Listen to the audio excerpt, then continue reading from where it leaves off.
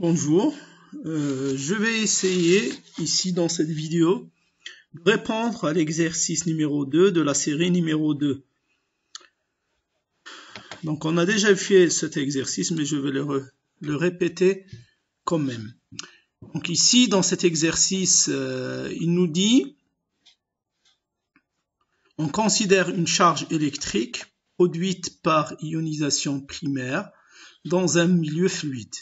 Sous l'effet d'un champ électrique, ces particules vont se diriger vers l'électrode en subissant une forte diffusion due au choc sur les atomes et molécules du gaz. Nous travaillons à pression atmosphérique.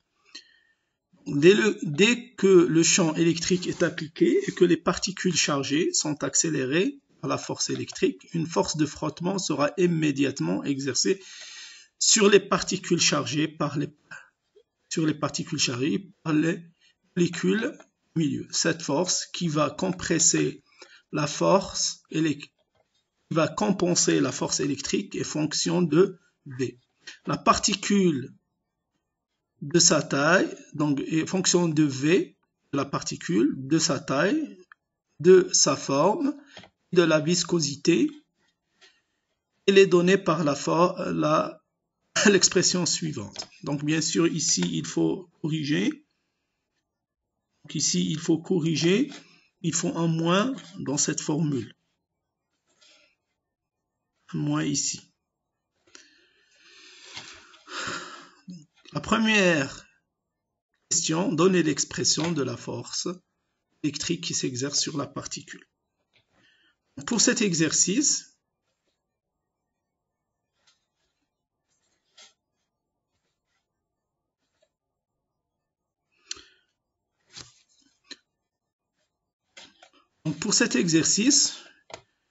bien sûr, vous avez ici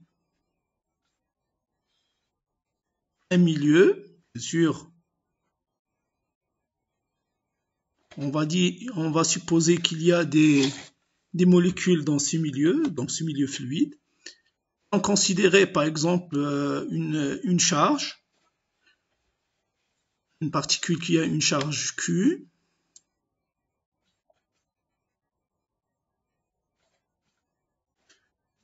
Donc dont la charge est Z fois E. On va considérer la direction de notre champ appliqué dans ce milieu. Là, la direction suivante. Donc ça, c'est une supposition. Et ce champ,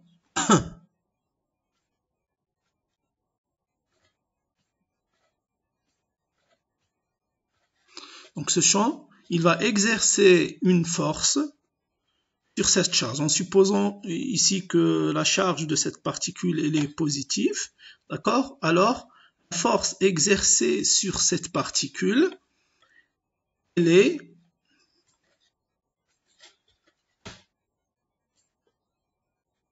une force de Coulomb. On va la noter F. Fe,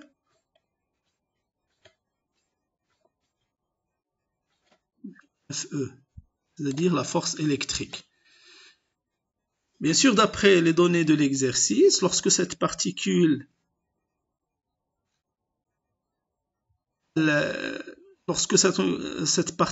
va se diriger vers un électrode, bien sûr, elle va s'interagir avec les molécules de ce milieu.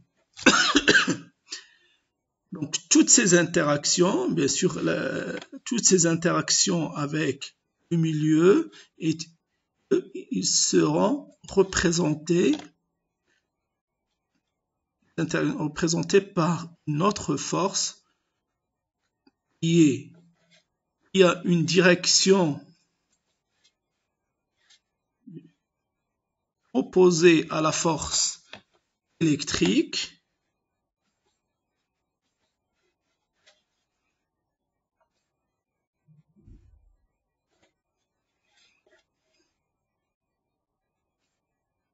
Et qui est noté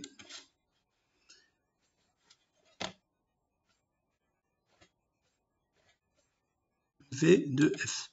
Bien sûr, cette force qu'on a appelée ici une force de frottement, elle est opposée à la direction de la force électrique et la vitesse de la particule. Bien sûr, on va représenter aussi ici la vitesse de notre particule. Donc avec la vitesse V.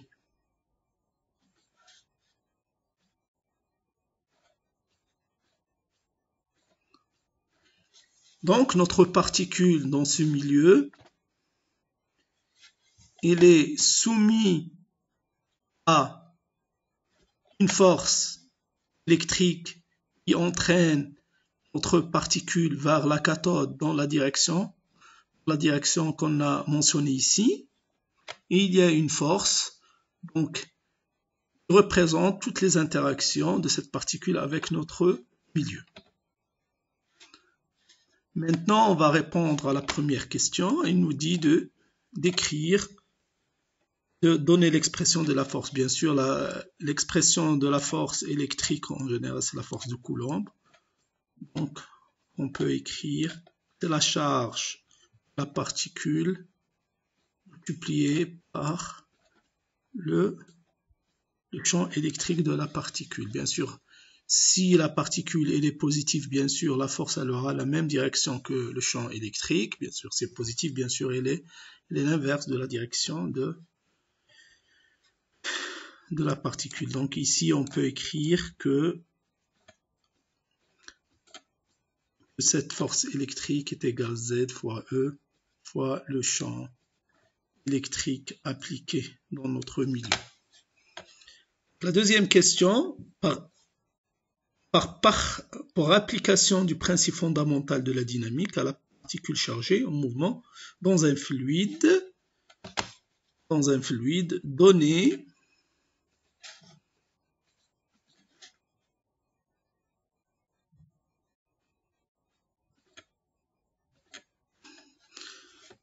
donc par application du principe fondamental de la dynamique à la particule chargée en mouvement dans un milieu donné, donner l'expression de la vitesse en fonction des données de l'exercice. Bien sûr, ce qu'on a vu, la particule, elle est soumise à deux forces. Il y a, je vais aussi représenter notre schéma. Bien sûr, voilà, c'est notre particule. Il y a la force électrique. Et puis, il y a la force de frottement.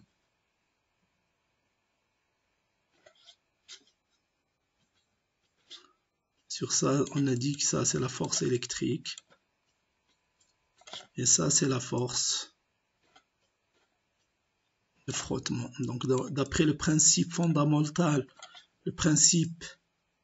bon, ça, c'est la question 2, le principe fondamental de la dynamique, ça implique que la somme des forces appliquées sur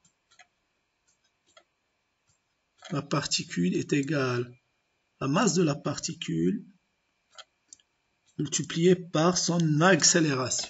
Donc ça, c'est l'accélération de la particule.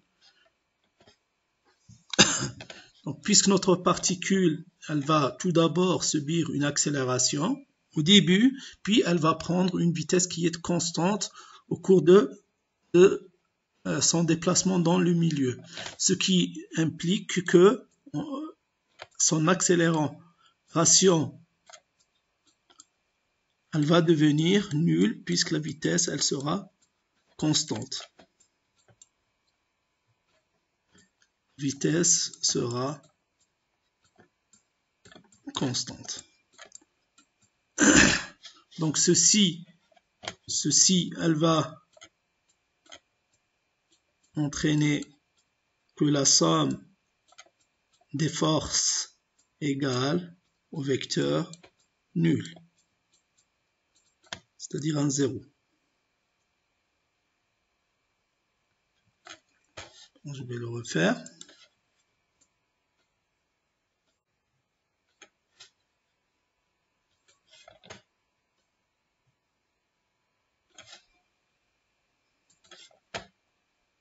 Égal à 0. Donc, pour notre particule, elle est soumise à deux forces. Bien sûr, il y a la pesanteur, mais il est négligeable devant ces deux forces.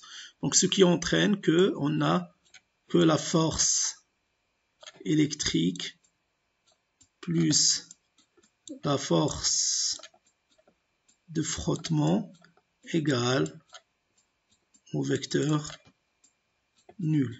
Ceci implique que le module de la force électrique égale module de la force de frottement. Donc ça implique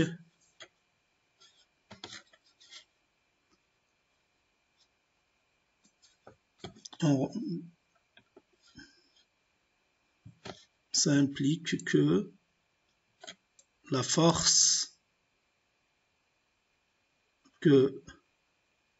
bien sûr en remplaçant l'expression de la force électrique Z fois E fois le module du champ électrique égale à 6 puis le module de la force 6π fois eta fois R fois la vitesse.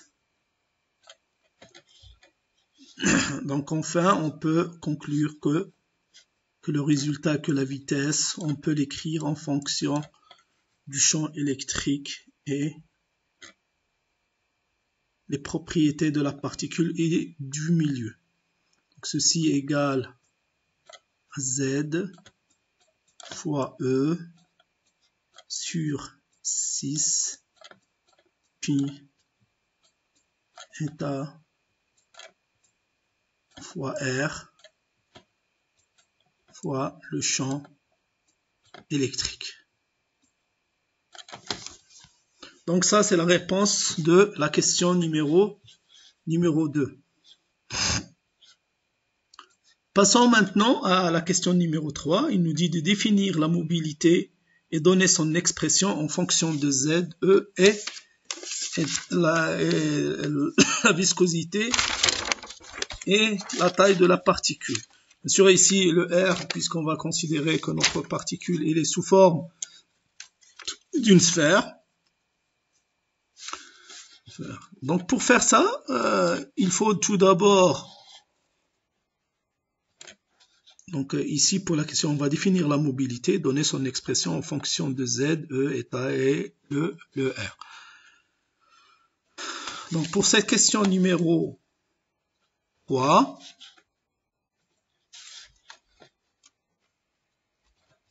donc la mobilité, donc je vais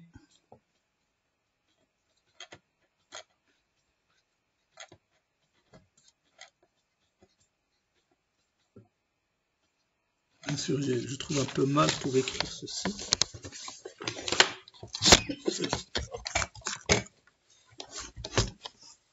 Donc pour écrire la mobilité, d'après donc c'est quoi une mobilité? Donc c'est un paramètre dans le cas qui correspond à la vitesse d'une particule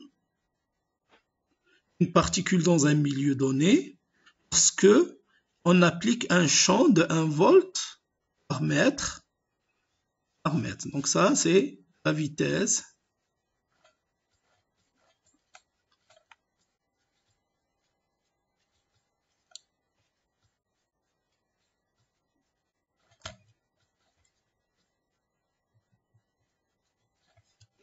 sur d'une particule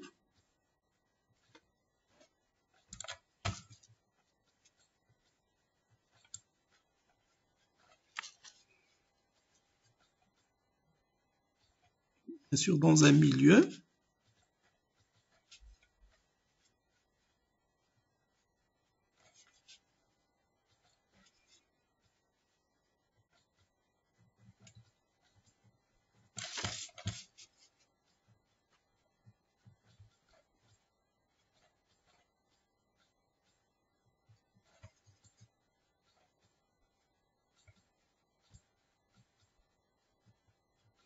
lorsque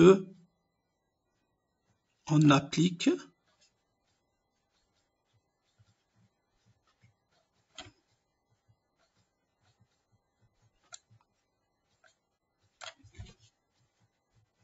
un champ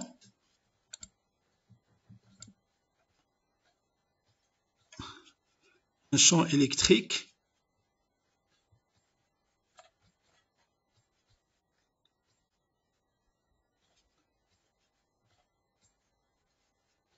de 1 volt par mètre. C'est-à-dire si je prends par exemple un câble par exemple de cuivre, je vais appliquer un champ électrique ou une tension sur ce mètre, c'est-à-dire le champ il sera égal à 1 volt par mètre. On va calculer la vitesse de cette particule dans ce cuivre. Donc on peut calculer la vitesse par exemple des électrons dans ce câble et on va définir la vitesse de ces particules dans ce câble. Dans ce cas, c'est la mobilité. Donc si je veux cette expression la représenter par une formule, c'est-à-dire la vitesse ou la mobilité, c'est la vitesse de la particule lorsqu'on applique un champ électrique. Donc, d'après cette expression et d'après la question précédente, on peut conclure directement la mobilité. La mobilité sera égale à Z fois E divisé par 6 pi fois la viscosité fois R de la particule.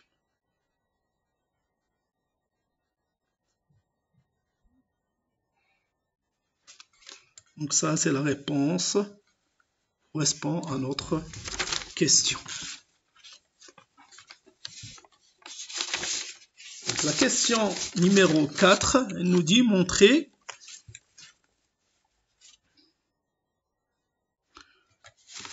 Donc la question numéro 4, elle nous dit de montrer qu'un électron est plus rapide qu'un proton dans un même milieu, sachant que le rayon d'un électron est égal à 10 à la puissance moins 18 mètres et le rayon d'un proton est égal à 10 à la puissance moins 15. Donc pour répondre à cette question, qu'est-ce qu'il faut? Seulement on va faire le rapport entre les deux. Les deux mobilités. Donc on sait, donc on va écrire que si j'ai la mobilité pour l'électron, bien sûr, égale, c'est la vitesse de l'électron, parce qu'on applique le même champ sur E.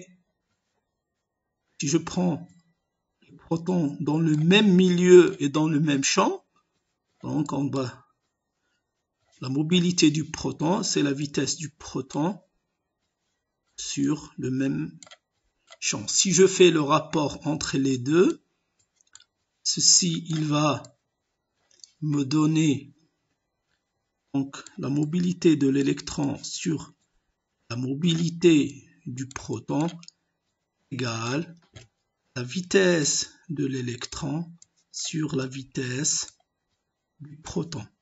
Ceci, si je remplace la mobilité par son expression, bien sûr, on aura égal à Z fois E sur 6 pi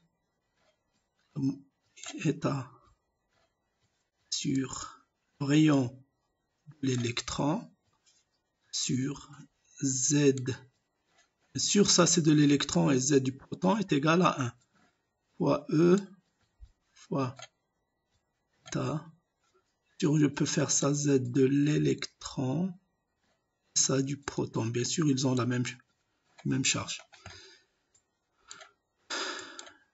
fois R du proton. On peut simplifier. Oh, pardon. Je vais effacer ça parce que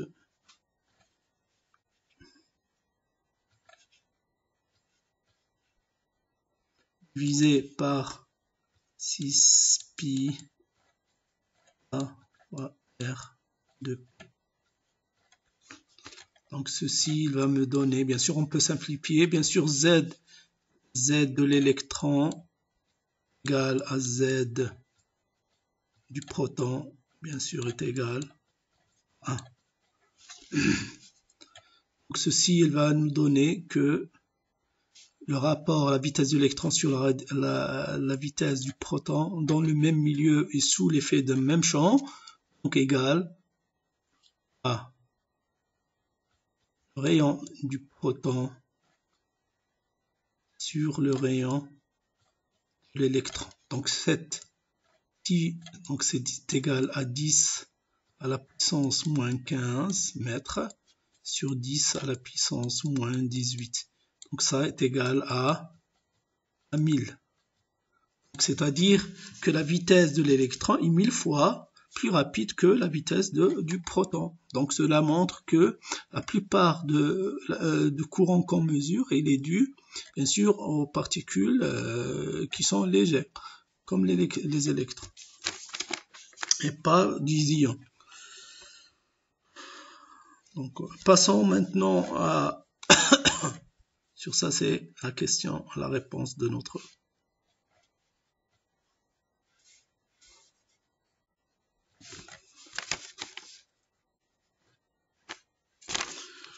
Donc passons maintenant à la question qui suit. Donc passons maintenant à la question numéro 5. Calculer le temps maximum de collection des électrons. Pour ceci, vous avez deux courbes. Ces courbes représentent ici le rapport entre le champ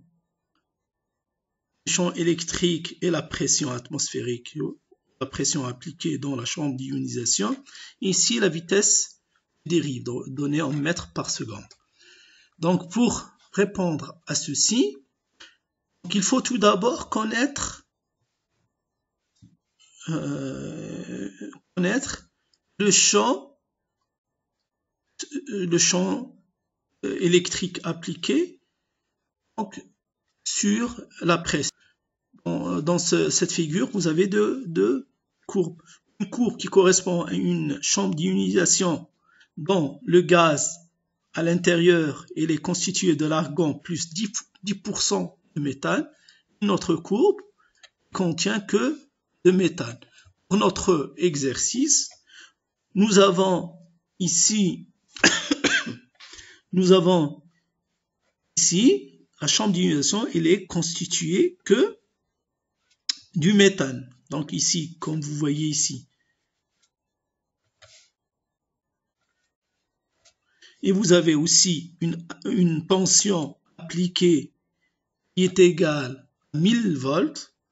Et aussi, vous avez une pression atmosphérique qui est égale à une atmosphère. Donc ça, ce sont toutes les données de notre exercice. Donc pour ceci, pour répondre à cette question, donc tout d'abord, je vais essayer d'utiliser ces données, bien sûr la pression atmosphérique, la tension appliquée, pour essayer de calculer tout d'abord le rapport. Et lorsque je calcule le champ électrique divisé sur la pression, je peux trouver la vitesse de dérive. Et lorsque je trouve la vitesse de dérive, je peux enfin calculer le temps maximum que peut un électron qu'un électron peut faire pour se déplacer entre la cathode et l'anode. Donc on va, pour répondre à ceci, donc je vais faire un petit schéma pour vous expliquer exactement qu'est-ce qu'on a ici. Donc on va prendre toujours notre chambre d'ionisation. Vous avez l'anode, vous avez bien sûr la cathode. Bien sûr, les électrons, donc il y a des électrons qui seront accumulés sur l'anode et des ions qui seront accumulés sur la cathode. Bien sûr, un électron, bien sûr, il y a un champ électrique ici. Pour un électron, tous les électrons, un électron, il peut arriver de cet endroit vers l'anode.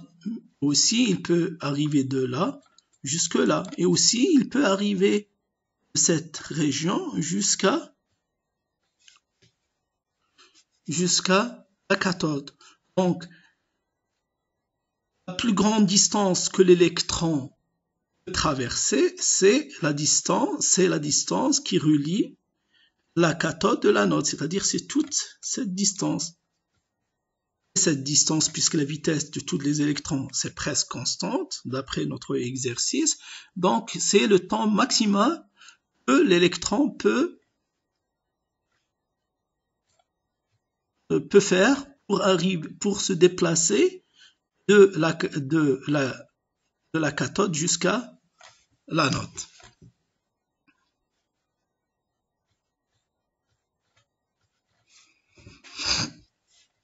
Donc pour nous, tout d'abord, si je calcule la vitesse,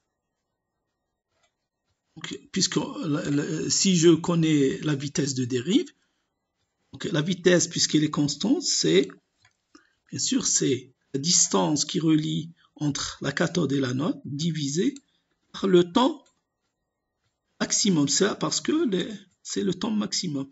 Un électron qui va se déplacer de cette région jusqu'à la cathode, il va faire un temps qui est moins que celui-là. Et celui-là, il va faire un temps moins que celui-là et que celui-là. C'est pour cela, ça c'est le temps maximum de collection des électrons. Donc l'électron, donc ça c'est... Donc maintenant, pour calculer cette vitesse, on doit essayer de calculer le champ sur la pression. Pour nous, nous avons la différence de potentiel. Nous avons la différence de potentiel qui est égale 1000 volts. Donc pour calculer ceci, vous avez déjà vu ceci en électricité. Donc vous avez E est égal moins grade V. Et aussi on peut aussi calculer que la tension, sur la différence de la tension, bon, là c'est une différence de potentiel.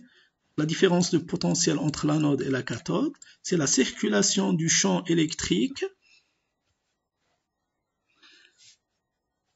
Bien sûr, c'est la circulation du champ électrique de l'anode jusqu'à la cathode.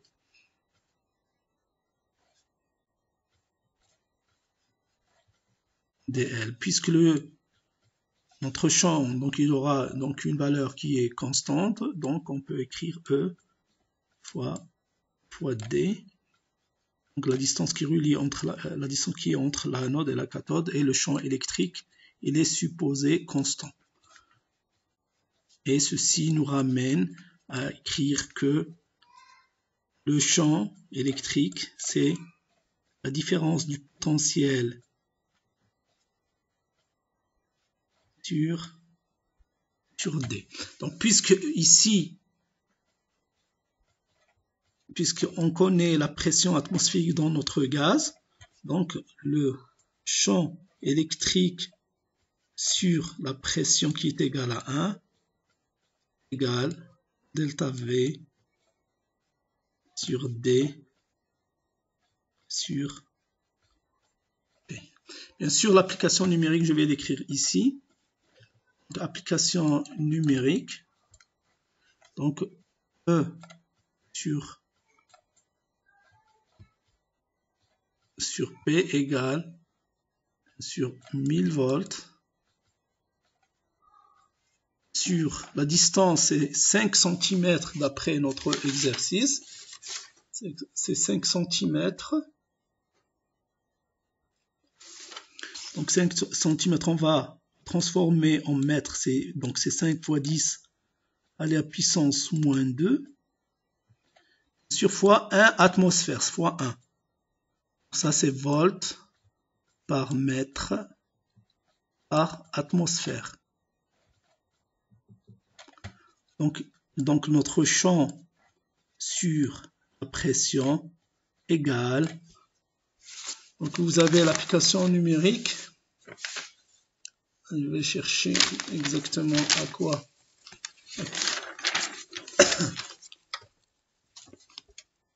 C'est 0,2 10 à la puissance 5 volts au mètre par atmosphère. Donc puisqu'on a trouvé cette valeur, on va se diriger vers notre courbe et essayer donc de tirer cette valeur. Bien sûr, il faut noter cette valeur de 0,2 10 à la puissance 5 volts et je vais chercher dans notre courbe à quelle vitesse correspond cette valeur du champ sur la pression. D'accord? On va le vérifier sur notre courbe. Bien sûr, je vais laisser un moment pour que vous voyez exactement ce que j'ai fait ici. Donc, je vais revenir à la courbe. Bien sûr, ici, je vais chercher ma valeur de 0,2, 0,5. Bien sûr, au milieu, c'est 0,25. Je vais revenir un petit peu. Je vais chercher dans la courbe qui correspond, bien sûr, à la courbe de méthane. Bien sûr, c'est à peu près ici. Bon, j'essaie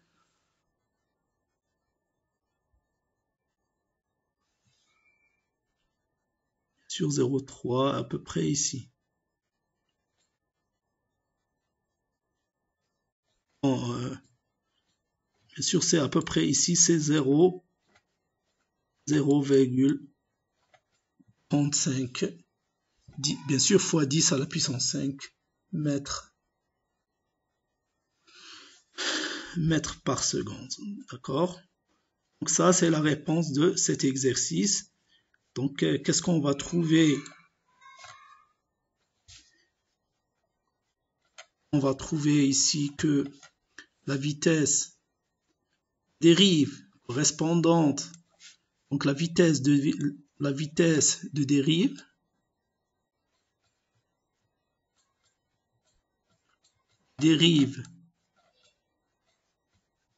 dérive qui correspond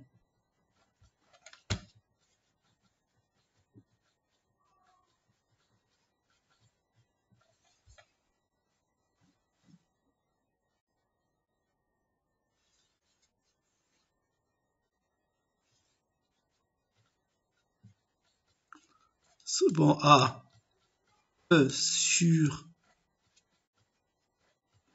P qui est égal à 0,210 à la puissance 5 et donc ce qu'on a trouvé c'est V est égal à 0,35 10 à la puissance 5 mètres par seconde. Donc si on revient à notre formule, donc la vitesse, bien sûr c'est la distance sur le t maximum. Je peux calculer maintenant le temps. Donc ça implique que le temps maximum de collection égale à distance sur la vitesse.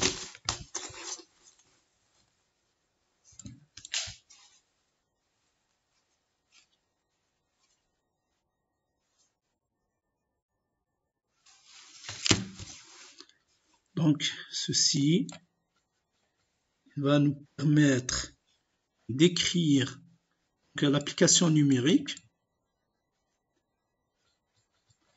sur la distance D, c'est 5 cm, c'est 5 fois 10 à la puissance moins 2 mètres, divisé par la vitesse qu'on a trouvée, ce qui est égal à 0,30 5, 10 à la puissance 5 mètres par seconde. Donc l'application numérique, vous allez trouver que le temps maximal qui correspond, donc le temps maximal qui correspond à notre le temps maximal de collection est égal à 1,42 microsecondes. Sur ça, c'est 42. J'espère que c'est bien clair ce que je viens de dire. Donc maintenant,